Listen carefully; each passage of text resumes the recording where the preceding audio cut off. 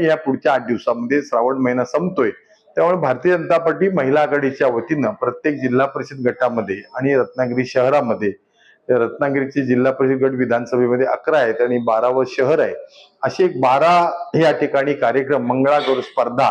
महिला भगिनींना उत्साह द्विगुणित व्हावा, त्यांच्या त्या ठिकाणच्या कला कौशल्याला एक व्यासपीठ मिळावं, ही त्यामागची भूमिका आहे. असे कार्यक्रम आमचे भविष्यामध्ये सुरू आहेत. गणपती बाप्पाचं आगमन होतंय आणि त्यामुळे घरगुती गणेश सजावट स्पर्धा, सार्वजनिक गणपती सजावट स्पर्धा,